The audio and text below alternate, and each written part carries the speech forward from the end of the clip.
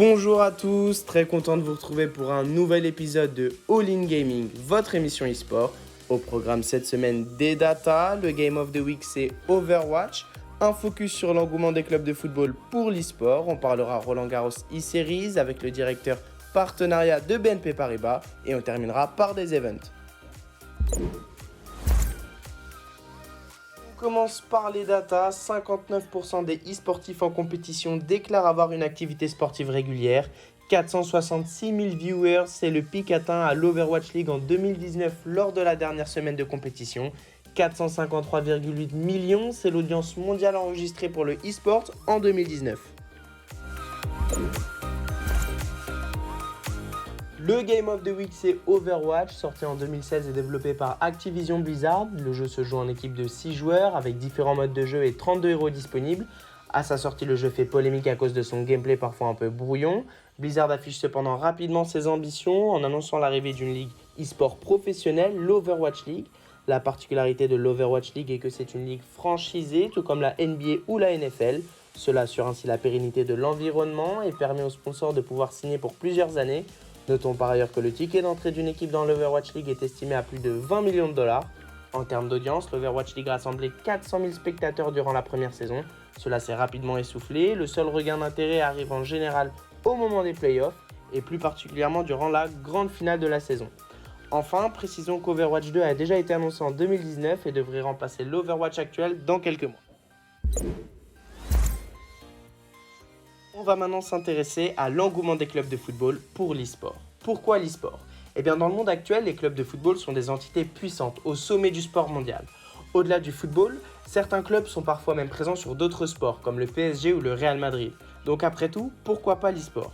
En 2015, le club du Beşiktaş recrute une équipe sur LoL. D'autres clubs très réputés se sont ensuite intéressés à l'e-sport comme le PSG, Manchester City, la Juventus ou le Real Madrid. Le Real Madrid est d'ailleurs le club le plus suivi sur Twitch avec plus de 20 000 abonnés. Intéressant de noter que le PSG e-sport est largement à la hauteur de certains clubs de Ligue 1 en termes de réseaux sociaux. 128 clubs professionnels se sont affrontés durant l'Ultimate Quarantine, dont 5 clubs français tels que Amiens, Angers, Troyes, Lorient et l'Olympique de Marseille. Une question intéressante à présent, quel est l'intérêt des clubs d'investir dans l'e-sport ?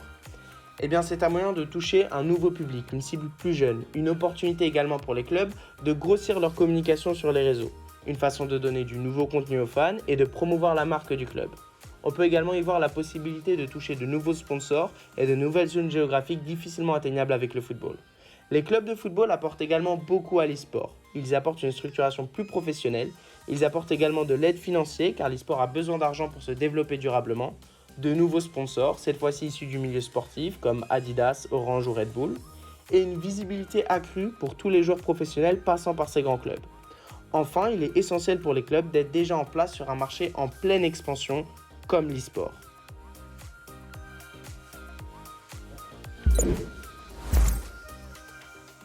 On va maintenant parler Roland-Garros e-Series avec Vincent-Baptiste Clauzon, directeur sponsoring chez BNP Paribas.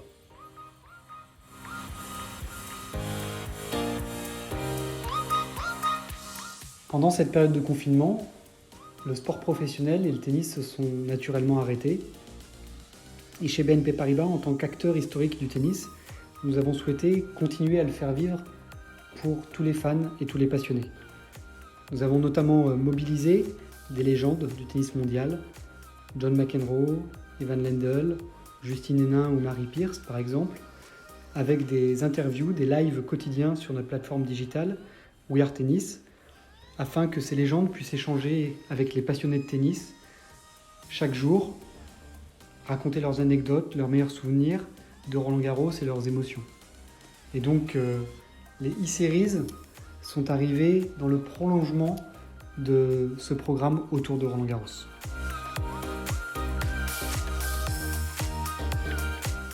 Il s'agit d'un tournoi de e-gaming, les Roland-Garros e-series by BNP Paribas, qui se sont déroulés dans les conditions de Roland-Garros sur le jeu Tennis World Tour, où ont pu s'affronter des joueurs de tennis et sportifs comme Jo-Wilfried Tsonga, Alizé Cornet ou le nageur Camille Lacour, ou des humoristes comme Kev Adams par exemple.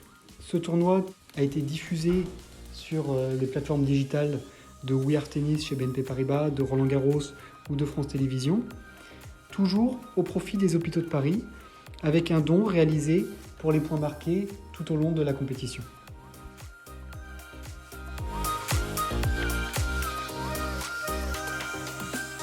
L'objectif premier, il est de divertir, il est de faire vivre le tennis, même pendant cette période sans tournoi. Et pour nous, c'est aussi un contact important avec les Millenniums, avec un public plus jeune que le tennis traditionnel, plus connecté. C'est un souhait enfin d'être présent sur toutes les formes de tennis, que ce soit le tennis amateur, le tennis en club, le tennis en fauteuil, le tennis des professionnels, et désormais depuis 3 ans, le e-sport.